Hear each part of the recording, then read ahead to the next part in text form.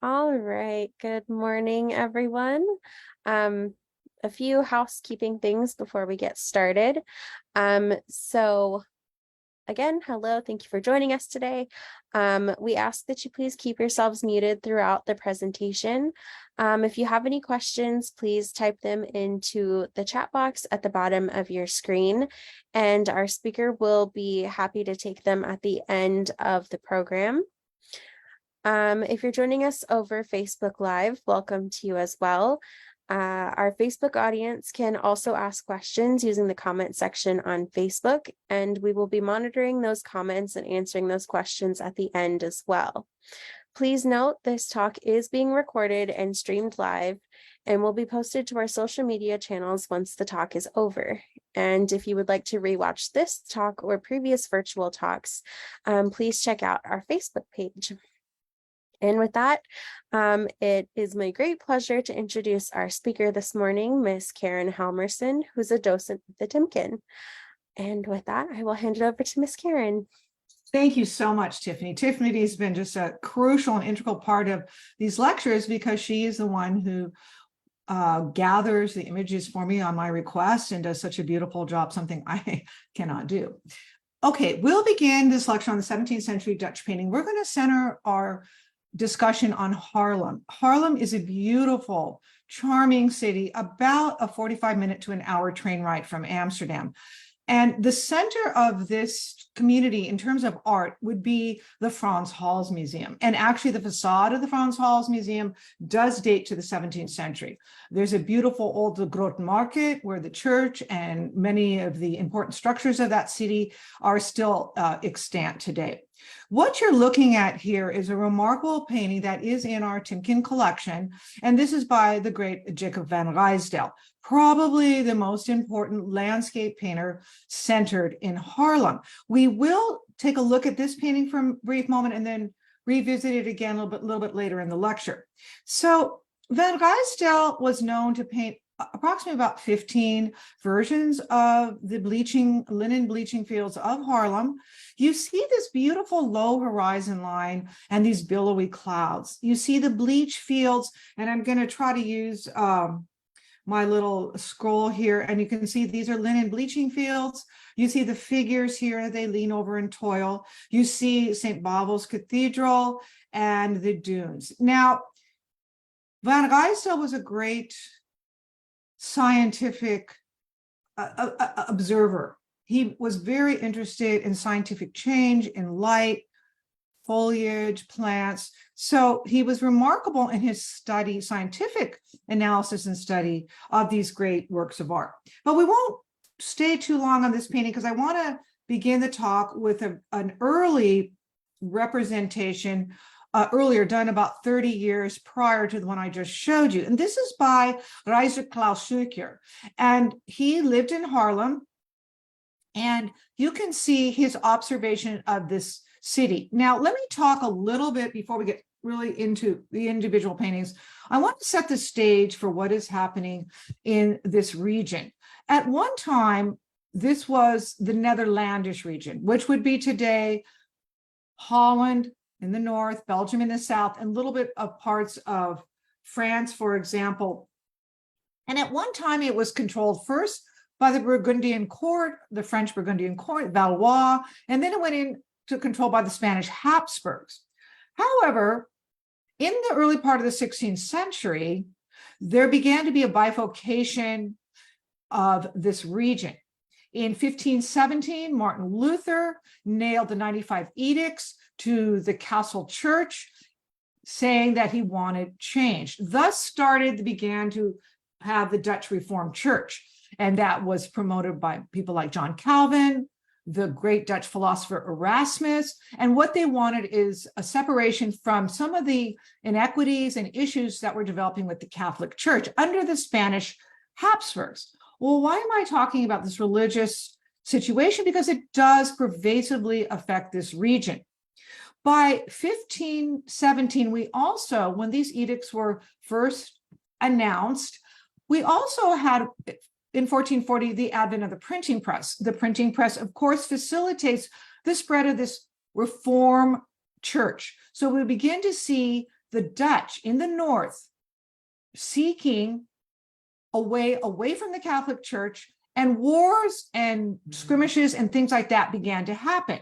So by 1568, all the way into 1648, we begin to have the 80 Years' War, and which led to the separation of the North and South.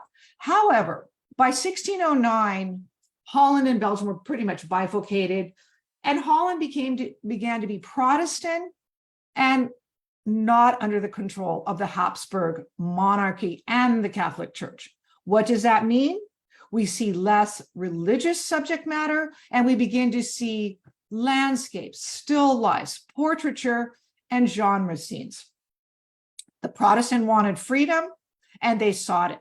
So this view of Haarlem suggests that there is some inspiration from other artists. Some of these artists did travel to Italy, but not all of them. We don't know if Klaus Sucher did, but it suffice to say there was a little bit of interplay between Italy and the North. So we'll continue. Now, when I said that there was little religious imagery, I will tell you that this is an early painting. This is the latter part of the 16th century. And here we do see religious subject matter. Now, this particular artist was very much influenced by Mannerism. And what is Mannerism? Mannerism was the art evolving in Italy with artists like Michelangelo, for example, Parmigianino, Tintoretto, some of the Venetian artists, some of the Roman artists, and they sought a move away from just high Renaissance classicism. So it probably about 1520 to 1600, Mannerism sort of takes over as the most important Italian, and then into the North, form of imagery. So this is going to be the one painting I'm going to show you that still has a religious overtone. So this artist, Cornelis van Haarlem, was a Dutch artist. He was leading northern painter, but he was part of this Mannerist style. What is the Mannerist style? Look at the twisting torsos, the violence, the drama. This is very Baroque in the most dramatic kind of religious sense. This artist in particular was very interested in figurative elements, and we don't know if he actually painted from models or free form, but his art was the forerunner of the great Frans Hals. So you see this story. What is the story? So this was when Herod condemns any child 2 years or younger to be murdered because he was looking for, quote, the king of the Jews. And so he threatens and carries out this massacre. This is found in the Doctrine of Matthew. So what we have in the center panel of this triptych are the twisted forms of these townspeople being murdered in Bethlehem. And you see babies so realistically hanging, dangling. In some parts, you see women trying to pluck the eyes out of the soldiers accosting the women. And so the color, if you look in this beautiful Romanesque temple toward the back, and this grand archway with Doric pilasters contained into the arch, and this light. Some of these artists were very much interested in light, and later some of them did study the work of Caravaggio. Now, the center panel is by Cornelis van Haarlem, but the two adjoining panels, of the Nativity are not by this artist. So I won't talk too much about those. But really, the story here is not just this biblical reference. The story was how the Spanish Habsburgs were treating these people who were trying to separate, the Dutch, who were trying to separate from the Catholic Church and the Spanish reign. And so this was a propaganda painting, and it was commissioned by some of the followers of Prince Maurits, who led the Dutch revolt against Philip II. So this is a biblical study of a massacre, and probably the first time we really see what we consider people who are they're the first people who really are considered martyrs for the Christian faith. So it's a very bold, dramatic, dynamic sensibility here. It is quite different from what we're going to see with the Haarlem painters. So we're going to move on and look at something a little more traditional, but we'll take just one quick little stop here to look at Cupid and Venus in a landscape with Adonis. This was done in 1622. So Holland in Haarlem was where the center, in the beginning, the center of economic strength was. Holland became the most important economic leader in Europe at the time, in the 17th century. We have the first stock exchange, and we have the first commodities market. We have a very secure navy. We have a great trading ships and trade, scientific discovery. Remember, von Leeuwenhoek invents the microscope in the 17th century. We have artists developing in these great centers. They were part of guilds like the St. Luke Guilds, plus they developed amazing artist workshops. So Haarlem in 1622 was a very strong center of art. Many artists were actually coming in from Antwerp, which had been in the 16th century the most important area in the north. But with all the fighting, the Spanish fighting in other regions, in Holland, for example, they start to lose their economic strength. So the Dutch, the Protestant Dutch, become the most important center of economy, commerce, etc. So let's just talk about this painting just for a second. By 1625, I regret to say that Haarlem does move, sort of loses a bit of its luster as an economic powerhouse. It begins to go into Amsterdam. And then we do know that, for example, people like Rembrandt goes into Amsterdam from Leiden about 1630. So he develops a school, and we begin to see a movement. But Haarlem still still retains its strong artistic and economic power. But let's just talk about this painting, and it's quite remarkable. So it's a mythological painting that was not standard for the Dutch in the 17th century. As I mentioned, they concentrated on still life, a landscape, portraiture, and genre. So this is a mythological subject. And what's the story? Okay, so Vulcan was rewarded by Zeus, and he was given the bride of Venus, the goddess of love and beauty. But by the time they were married, under pressure, Venus was not that interested in Vulcan, and he was very old and decrepit, and she was this beautiful goddess, and she began to take on lovers. Well, her first lover, main lover, was Mars, a god of war. And they produced a child, Cupid. Here we have little Cupid with his arrows. But Venus wasn't settled with Mars. That relationship ended, and she one day encountered Adonis, a mortal, this most handsome man, and he was a hunter. And she fell in love with him immediately. And in this beautiful sort of Italianate Dutch combination of landscape, you see exquisite foliage, you see animals that hunt, the animals that have been hunted, dead hares and deer. And they meet in this glade, and she falls madly in love with him. And she said, will you return this love? And he's like, I'm really not that interested. And she's not that interested in the goddess of love and beauty. No, I'm really not. But so she falls and faints, and he becomes very worried about her. And then he decides that he will give her a kiss and try to wake her up. She does. He takes off for a hunt. She has this predetermination that he is going to be murdered or die in the hunt, and that's what happens. So this story is mythological. It has a sad ending. You see the animals surrounding her, these beautiful, elongated, and very manneristic torsos and bodies. This looks very much like Italian mannerist painting.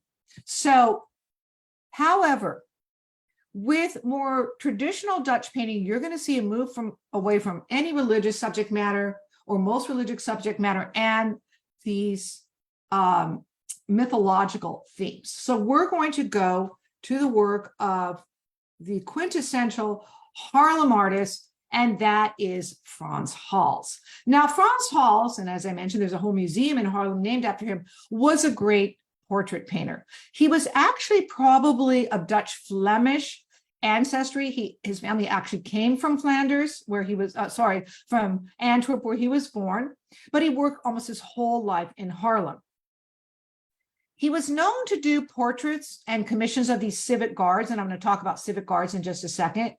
And he was said that he was visited by Rubens in 1624, who Rubens traveled greatly throughout Europe, and he did visit Frans Hals. One thing that is very important is that they both had at times a very gestural brushstroke, which kind of sets Frans Hals apart from many of the others.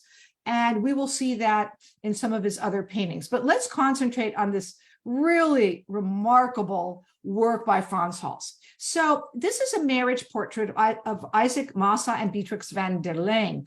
And they were a very wealthy couple. Well, how do we know that? There's so many indications. The iconography indicates. For example, look at their clothing. Very beautiful lace and fine garments.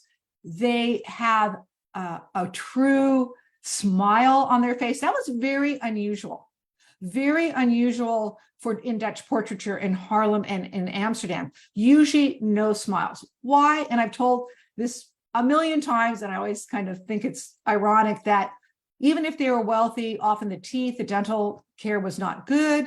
And also it took a little bit longer to paint a portrait of someone who was smiling. But they smile. They're euphoric. They have just had a grand marriage, and they show their love for each other. She places her hand up on his shoulder. You can see a wedding ring. And then he puts his hand over his heart, indicating true love. This landscape is quite remarkable. It's not done by Frans Hals. You have to understand that in these workshops, sometimes they would find other artists who perhaps were more adept at landscape. Even the Rubens, for example, use other artists to paint animals, for example, like Frans Snyder painted many of the animals you would see in Frans Hals paintings.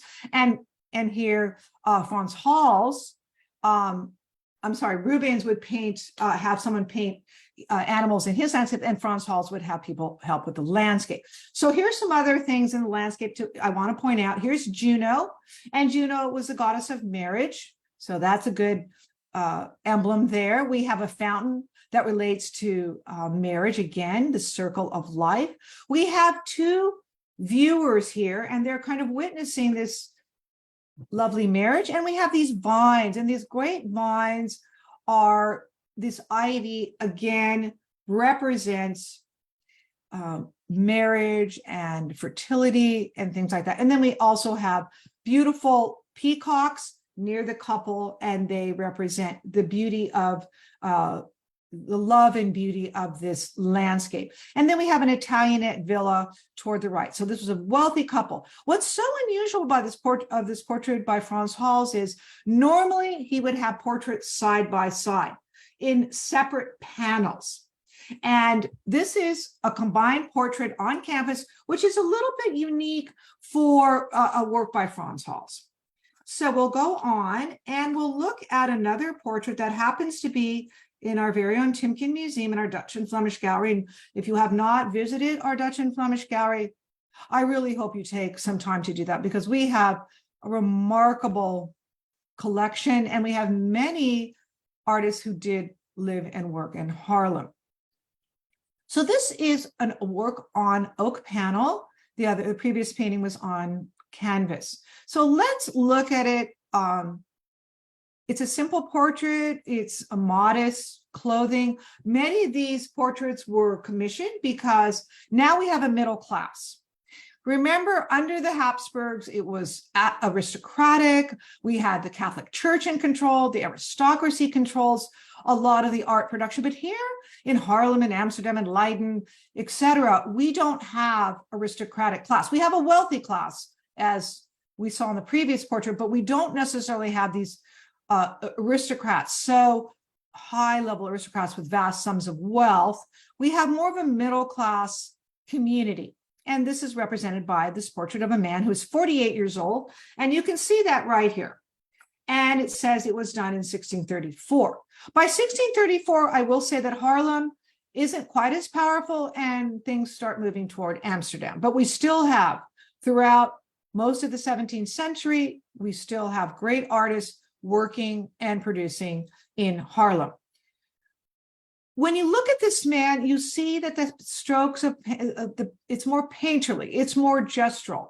And this was very influential to even 19th century artists. If you look at the work of Manet, for example, in the 19th century, you will see that he was greatly inspired by the work of Frans Hals. Now, Frans Hals was well-liked, he was popular, but it was also said that he suffered some economic hardships. When we look at the next painting, you will see a lot of drinking and indulging. And some people say that Frans Hals, although he lived a rather long life, he didn't always have financial security because he tended to be a partier. So we will see in the next painting how that might be true, not 100% proven, but look at the beautiful gestural paint, how the light falls on the face of this man. And he seems rather pleasant. He's got a doublet on. Remember, there was a school of art called in Utrecht, and they were called the Caravaggioists. And because they had been familiar with Caravaggio, who lived from 1571 to 1610. So by this time, 1634, many of the Dutch artists were enamored with the work of Caravaggio, but at least they were interested in how he represented light. So these artists were very interested in light and also realism. Realism was important to them. Their observations, they were scientific. So let's go on to this great banquet of the officers of the St. Adrian Civic Guard from Haarlem. So who are these civic guards? The civic guards would be on duty patrolling, but they weren't like soldiers, but they might put themselves on a mission to sort of protect the city of Haarlem. And so they might go on maybe a short couple-hour stint where they were marching, sometimes with guns, and they would try to protect if there was any Spanish, let's say, issues coming through into Haarlem. These were normally rather upper middle class guards, men who decided to become part of these militias. So they had money. You had to have money to join these guards. And so Frans Hals does a wonderful job of kind of piling up the figures to create an sort of an intimate portrait, but also a dynamic portrait. These people seem to show movement. It's a very beautifully rendered image. We have a servant. He's pouring another round of wine or mead. We have plates of food, and the person in the center is the most important. He's probably the head, sort of the general, I don't know if that term is used, of the guards. We see a Spanish flag. Why is there a Spanish flag? Well, of course, indicating how they suppress the Spanish. And so the Spanish did eventually just retain control of the Flemish region, which would be today Belgium, and they were eradicated from most of Holland. We still had some members of the Catholic religion that lived in different parts. For example, if you know the work of Johannes Vermeer, everybody does, of course, he was Catholic, lived in a region of his area that was set aside for the Catholics. So if we look at some of these figures, each one is a unique feature. They're definitely enjoying a lovely repast of wine and food, but there became a bit of a problem with these civic guards. The city would have to put a little bit of a show on for them, and they would often have a week of eating and drinking and carousing. And the city began to run out of money a little bit for these civic arts. So they began to say, listen, you can have these little gatherings to sort of to congratulate yourself, as it were, but we're no longer going to have these vast parties. So they were reduced. So that's just a little bit of information. But this is a beautifully done group portrait. And of course, he received many commissions for these portraits, individual portraits, and of course, these group portraits. So we'll go on to the work of a very important young painter named Judith Leyster. There were some very great Dutch female artists. If you look at the work of Rachel Reich, for example, she was a magnificent still life painter a little bit later on, and Leyster, of course. So let's focus on Leyster's work. Leyster came to Haarlem. Her family name is a play on Lodestar, which would be like a guiding star, and they owned a brewery.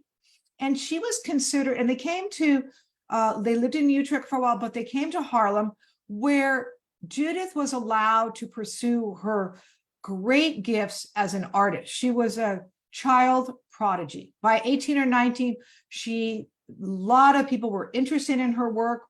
She had studied, because she was in Utrecht, she had studied the work of the Caravaggioists. Those were the Dutch artists who were inspired greatly by Caravaggio, the great Italian early Baroque painter.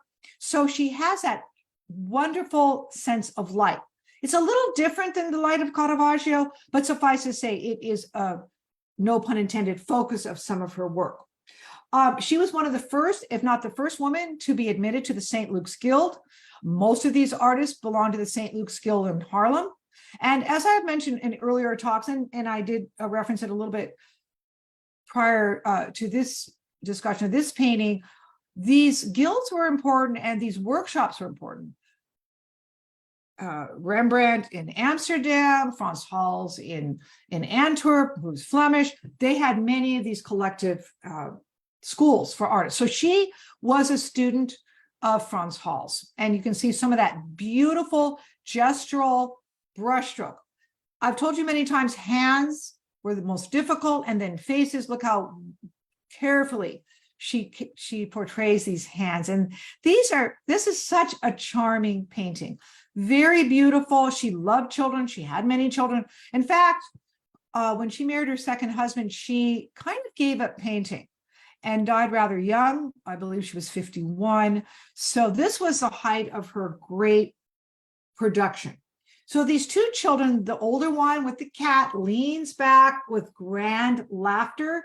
It seems that she definitely was joking with the children, happy to be with the kids. She loved kids. You can see this beautiful plume in the hat that comes from right to left.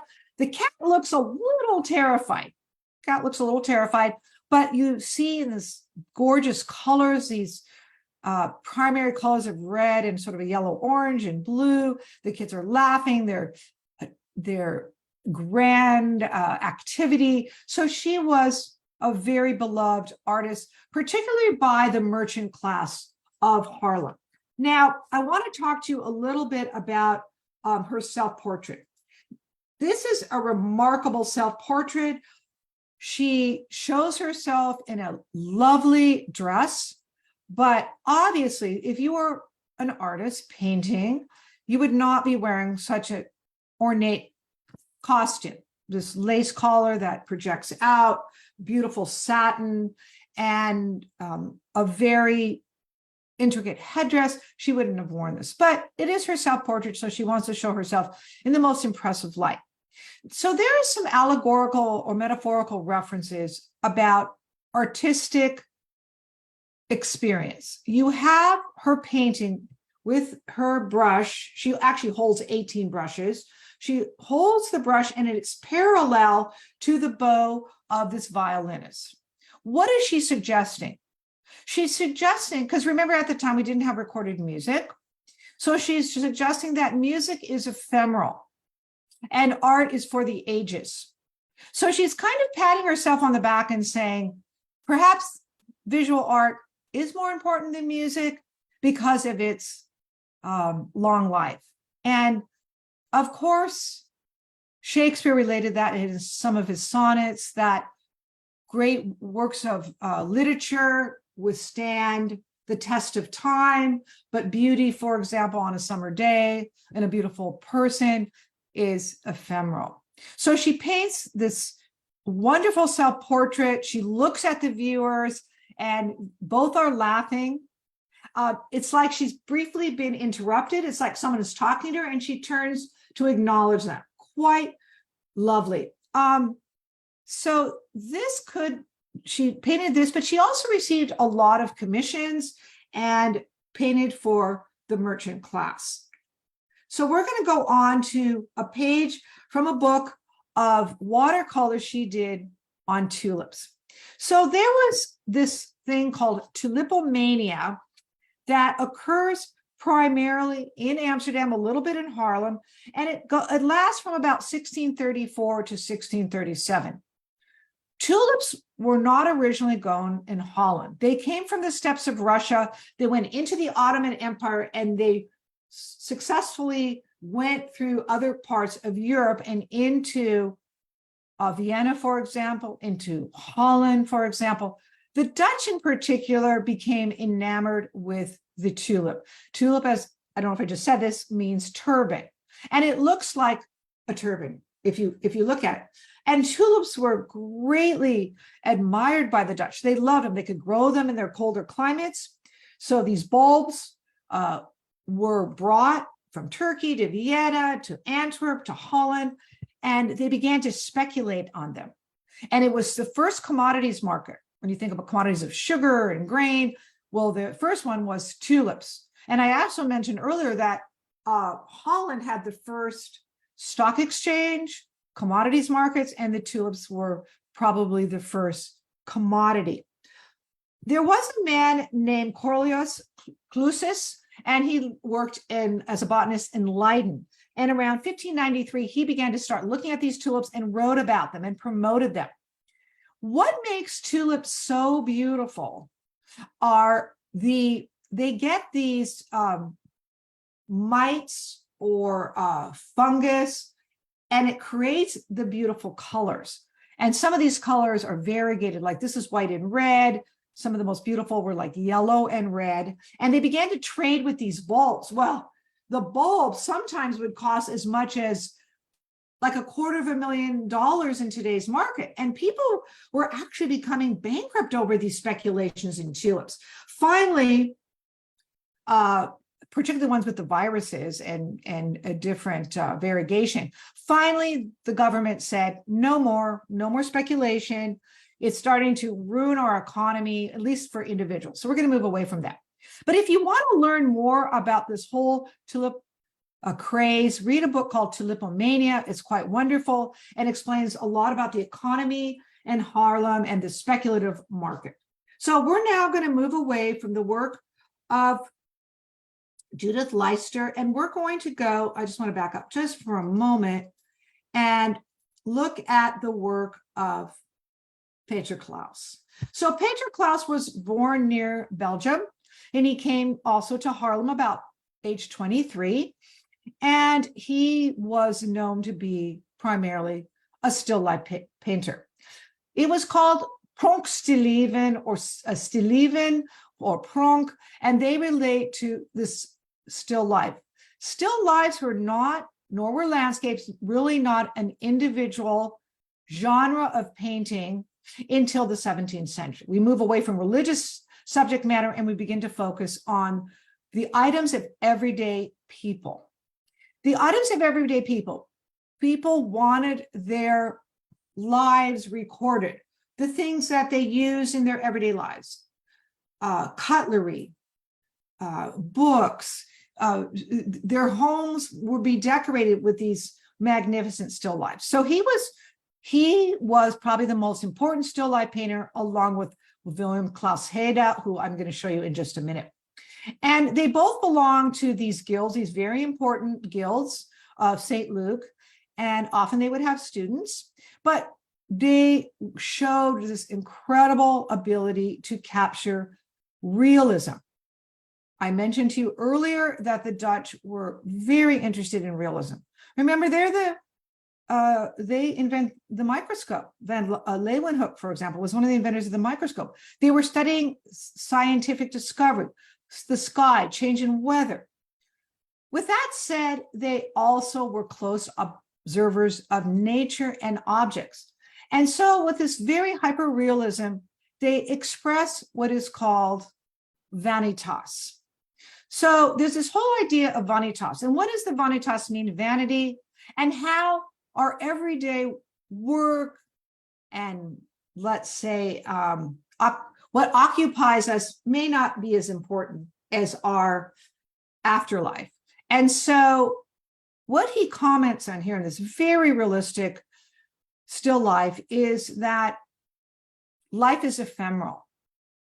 There are objects in this painting, in this vanitas painting, called memento mori, an object of death. What is it? Well, I'd love to say, please someone comment. I can't really do that with this format of a Zoom, but you can see that the skull is very much a memento mori. We have also a little bit of a plume of smoke here, and that relates to also smoke, dissipation, ephemeral life. And the skull is rather unique because it has a sort of gap tooth formation of the teeth. It's kind of harrowing when you look at it, but look at the reflection in the glassware. This is most likely Venetian glass. As I mentioned earlier, the Dutch were great traders. They lived off the North Sea. There were many waterways. And so they were great traders. And you begin to see that they acquire things from places like Venice, into China, North Africa, etc. So let's go back to the vanitas. We have a pen and an overturned ink container, and then we have a book. So how are these commenting? What is the vanitas connection? Well, what Pieter Claesz is saying basically is, we think it's so important to study and produce things and be active. But at the same time, as we approach our later years, we might think of those activities as less valuable and maybe more about doing good deeds and preparing ourselves for the afterlife. So the brevity of life really occupies these artists. One other comment, I want to talk about the fact that he had a very monochromatic palette. He loved grays. And so I'm going to go ahead and show you another piece by him. This is in our very own Timken Museum. I love this painting. One thing I do want to comment on. After 1650, the Dutch became even more adept at trading, and we begin to see more objects coming in from the places I just mentioned. Before 1650, a lot of it, not all, a lot of the still lifes would incorporate things that were more everyday, a little more Dutch, and created not as much of these beautiful porcelains and carpets that came from Persia and these exotic flowers. Now, I did some research, and Pieter Claesz and Willem Claesz were not much for painting big, abundant floral still lifes. If you look at Rachel Reis, I mentioned, who comes a little bit later, and William Kalf, for example, you will see much more of a concentration on Osias Bert from the Flemish region. You'll see much more interest in flowers. These artists were not so much interested in flowers. So we have a beautiful breakfast scene in Smoker's Requisite. This is in our very own Timken. We have little tobacco pipes. We have a half-consumed beer glass, a Venetian glass, an overturned earthenware jug. And he is so brilliant in capturing these reflections. We saw it in this painting. Look at that exquisite reflection. And then again, here in the Pieter Claesz from the Timken. The fish are cantilevered over this very plain table. So this was not an upper middle class merchant, perhaps more simpler life. You can tell by there's not an ornate tablecloth. You see the shadows on this very plain, maybe almost like a concrete surface. And then we have these dying embers, and these fish are cantilevered. Why does he cantilever the fish? To show his expertise at being a painter. He wants to advertise his skill. So therefore, he shows what he can do. The smoker's requisites, the tobacco container, and the little pipe, and then the burning embers. They smoked at that time, and they consumed things like beer, watered down beer, and they probably ate the fish for breakfast. Sounds sort of revolting in contemporary times, but at that time, that was very de rigueur. Lastly, I want to say that, of course, there are memento mori here. The half-consumed glass of beer, life half over, dying embers, dead fish. So this was a very common theme. So now we're going to go to the work of William Claesz Heda, also a very gifted still life painter. He was born about 1594 in Haarlem, and he built his entire career in Haarlem. The one thing I just love about his work, besides his incredible skill with light and materials, he had this sort of aristocratic restraint. He handles these objects so wonderfully. Look at all this monochromatic gray. I love his use of gray. Gray happens to be one of my favorite tones and colors, and so he handles it remarkably. He also tells a little bit of a story about what this person might have had access to. So you look at this peeled lemon. Lemons don't necessarily come from Holland. They come more from like Spain, North Africa. So it meant that this was an exotic fruit brought from a faraway place. We have oysters. Oysters relates to the sea because many of the Dutch were connected to the sea, and also sensuality. Oysters relate to sensuality.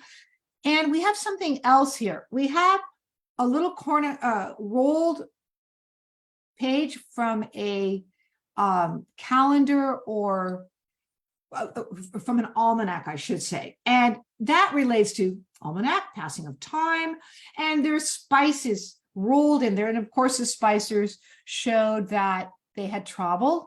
There's some Venetian romer. A romer is when you had a big goblet of alcohol, it would be so easy to slip out of your hands. So they put these sharp little edges, prominent edges on the bottom, because the Dutch were temperate people.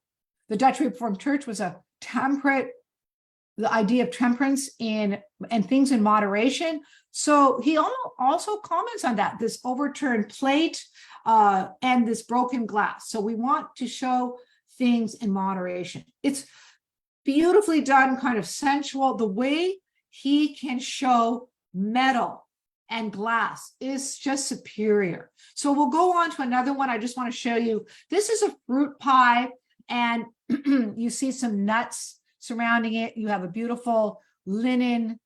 Remember, the Dutch were in Haarlem, had a great linen processing enterprise. Again, a romer, broken glass, the nuts, a beautifully handled striped handle, and this sort of sensuous pie, this fruit pie.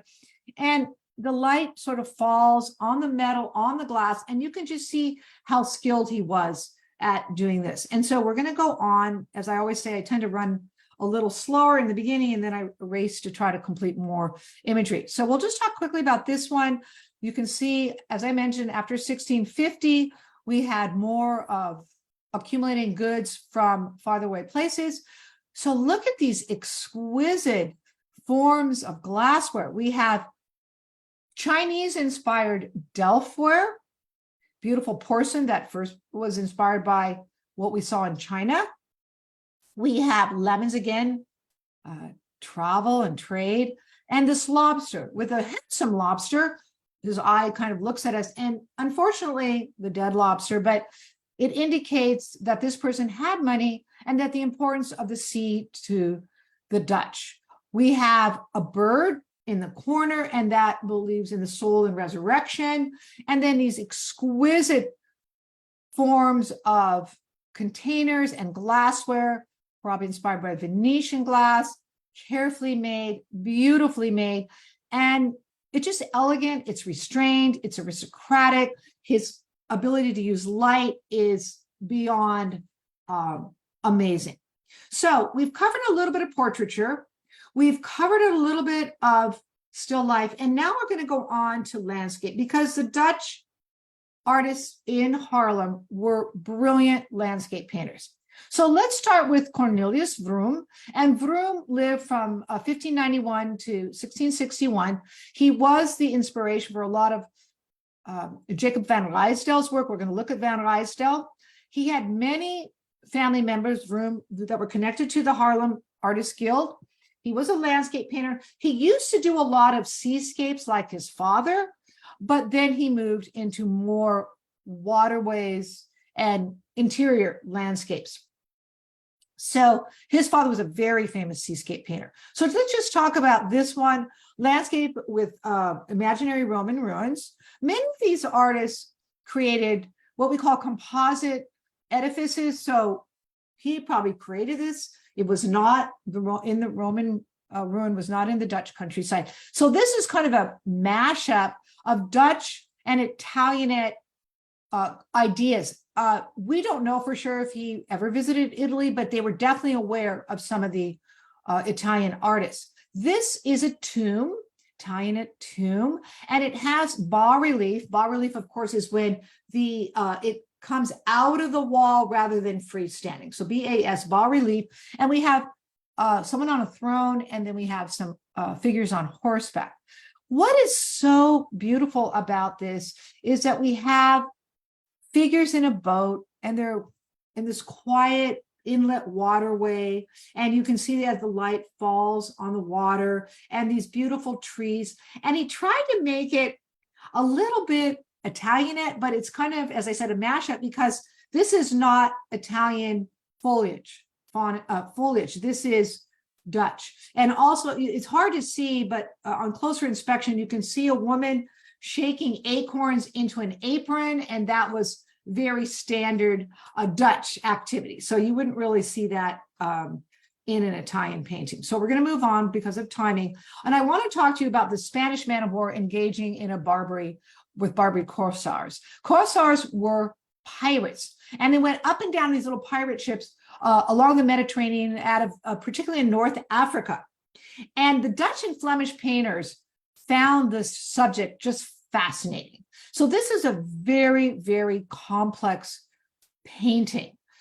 Very gifted artists be able to complete this. So we have this billowy smoke from the cannon, and we have, it looks like dozens of these pirates, these Barbary pirates trying to climb onto the ship, but they're being thwarted by the cannon fire. And now they're getting desperate, and their ship is about to sink, and they're trying to climb on the mast right here. And then above it is this red flag. And the red flag indicates, we're going to go to war with you, so you better be careful. And also, this is a Spanish ship. That is a Spanish flag, not a Dutch flag.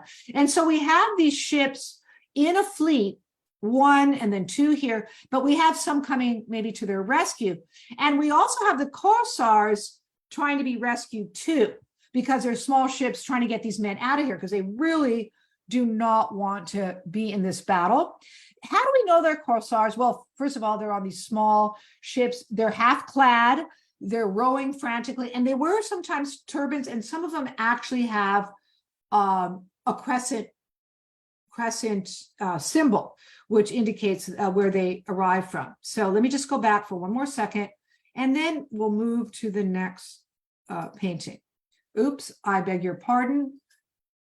We have a little glitch here, and this is not good. See if I can,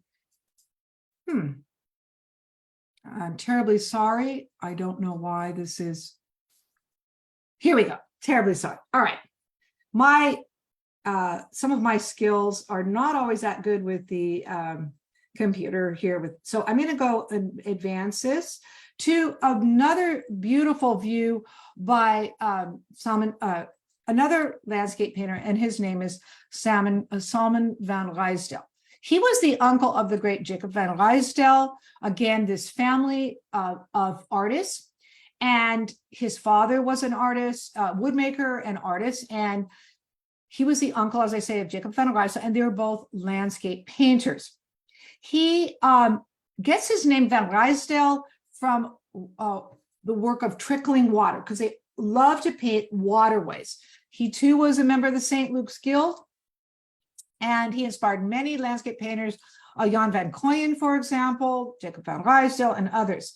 He lived in Haarlem, loved to paint the waterways, and we see this exquisite version of an inlet waterway. Now, something that's very interesting about the Van Ruisdael, sometimes it's spelled a little differently with an I as opposed to the Y. They were Mennonites, which was unusual for the Dutch. So they were Mennonites. And actually, it was said that Jacob, who we're going to look at in just a second, was probably a medically trained doctor. So let's just comment on this painting for a second. This view of Deventer, which was a waterway with these beautiful ships with the Dutch flag, and the waterway is calm. It's an inlet waterway. Remember, the North Sea is far from here.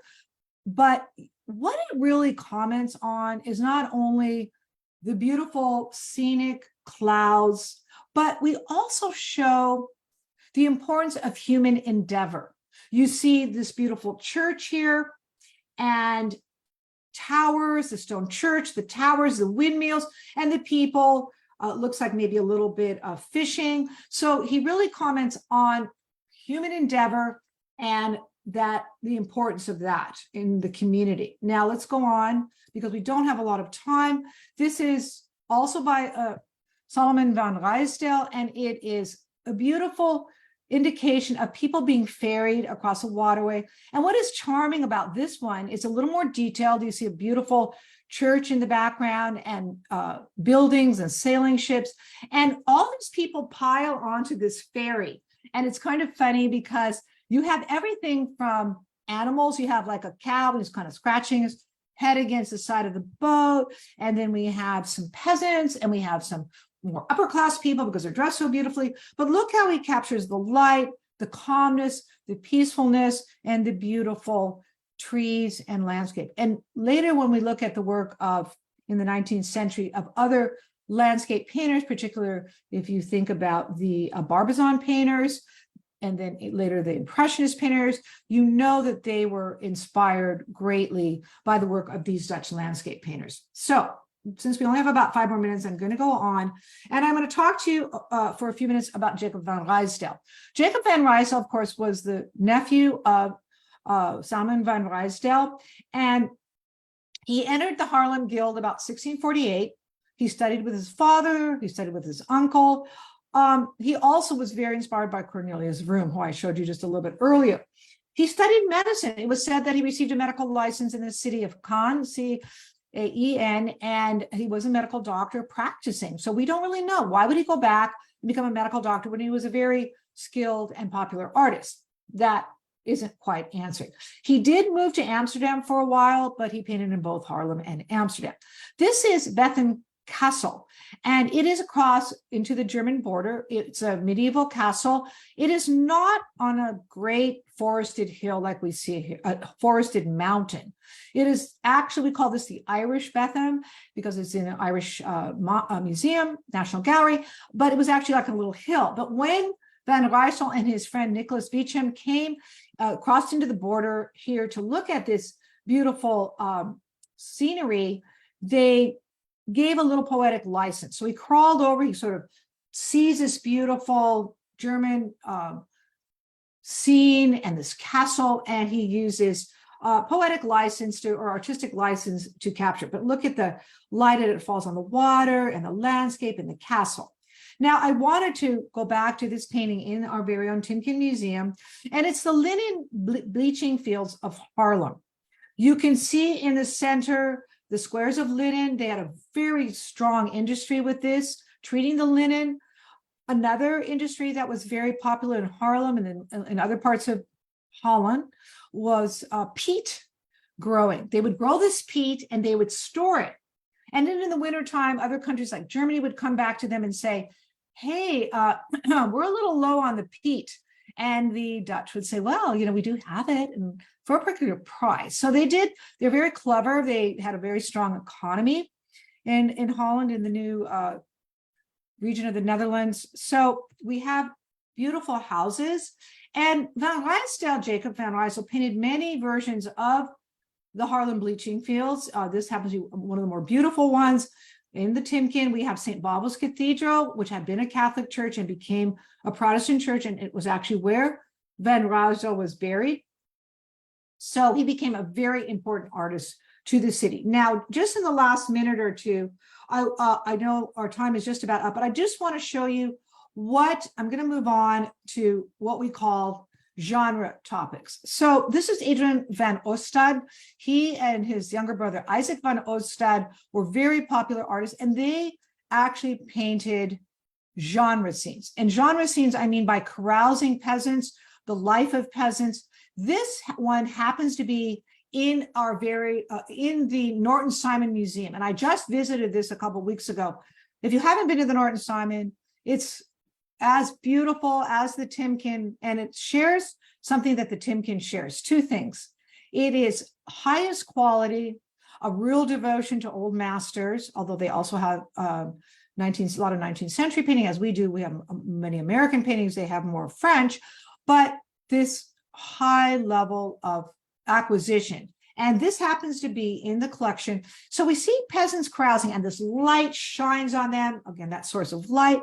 They're sort of misbehaving. It's in the middle of the day. They're drinking. And one of the things that this genre painting expresses is that this sort of sensibility of, oh, look how the peasants behave. We're upper middle class merchants, and we would never behave like that. So this is kind of a comment too on societal norms. But lastly, Isaac van Ostad, and I'm not really telling you too much about it, but I just wanted to show you, this is the last painting I want to talk about. Another genre scene with a landscape. Isaac van Ostad was his younger brother. He lived to 28. I cannot find how he died, most likely disease. And he captures the most incredible winter scenes. So a winter scene in Haarlem, it's kind of a rustic village, and you see this icy pond, and you see how life is hard for these peasants. We see how the weather is changing, another example of this ephemeral nature of life. We have, we have the twigs here. And I put up the side images because I see that we're having to wrap up. And sometimes people ask to go back, and just a little bit easier for me to go back. So I'll have those up and ready if there's questions. But lastly, I just want to show you how these young boys are getting ready to skate on a pond. And here this older man is struggling with all these twigs. And life is difficult. It can be fun, it can be enjoyable, but it's difficult. So we'll end here with the genre painting and see if there's any other questions. We have just a couple minutes. I sometimes go over, and I hope that isn't a problem for anybody, but let's see if Tiffany, if we have questions, comments. Yeah. All right. Thank you, Karen. And then, like she said, if anybody has any questions, please feel free either to type them into the chat or unmute yourself and ask. And then we'll give it just a couple of minutes. Right.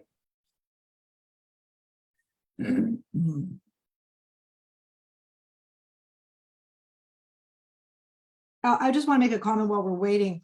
You know, some people might ask, well, where's Rembrandt and all this, and some of the other artists? But we are concentrating on Haarlem because it shows that these individual cities throughout Europe really became very important centers for creating art. And Haarlem really, because of its interest in landscape and still life and portraiture and genre paintings, really has such a rich history. If you look back at an Italian painting, for example, prior to Florence being sort of the center of art, it was Siena. Siena was the center of art until the plague kind of decimates it. So a plague obviously did not come into Haarlem. I mean, it might have, but it's not that which caused it. It's just slowly economic development occurs in Amsterdam, and it becomes a center of sort of commerce and trade for that country. So we move into more artists from that area. Any questions, Tiffany? I do have a comment on Facebook where someone did note that they were surprised to see lemons in the painting versus oranges. Oh, Yes, that is a good question. And it's funny, when I look back, I do see many more lemons, and I'm just going to make a supposition here. Part of it, I believe, was that lemons were probably a little more accessible to them in terms of the trade routes.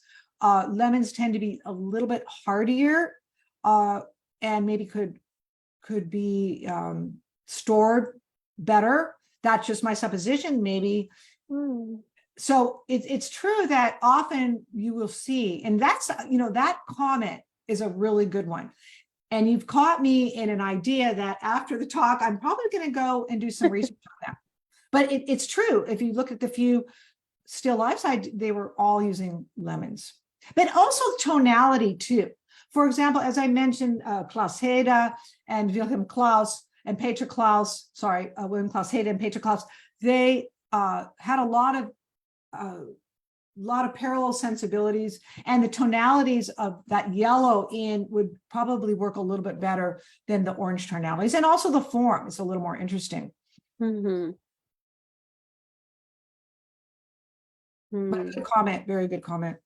And it looks like for most of the rest of the comments, it's a lot of thanks for this very interesting lecture, and that everyone always learns something new when they watch these lectures. Oh, and we do have a question. Did they use camera obscura for the still life?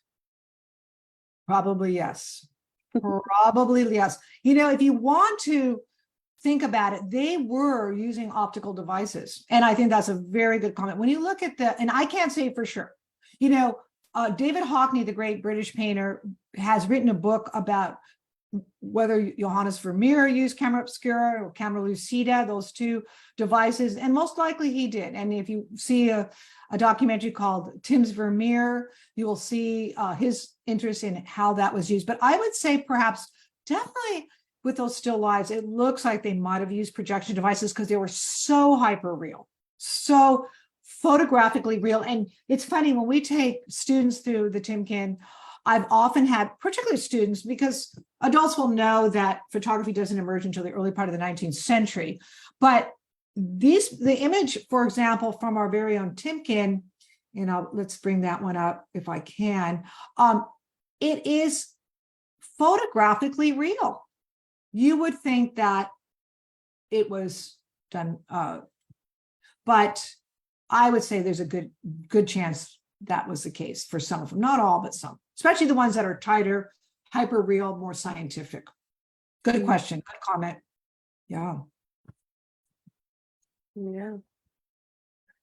All right, and then I think just another minute. Do we have any further questions? If not, then we will begin to wrap up. Thank you, everybody, for attending. I did take July off, but I will be continuing my lecture series. So thank you for attending.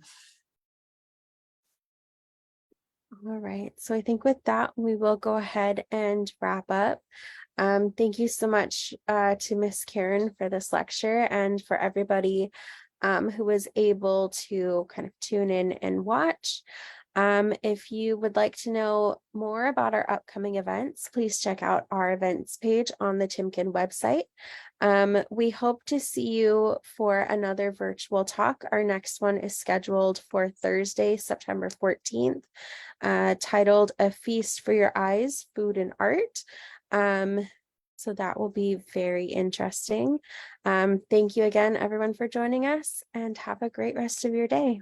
Oh, can I just interrupt for 1 second? Of course. The Norton Simon Museum actually has an exhibition drawn mostly from their own collection, but wonderful collection of food and art. So I just put a little plug in for the Norton Simon there. But thank you so much, Tiffany, and have a great day, everyone. I'll see you soon. All right. Bye, everyone.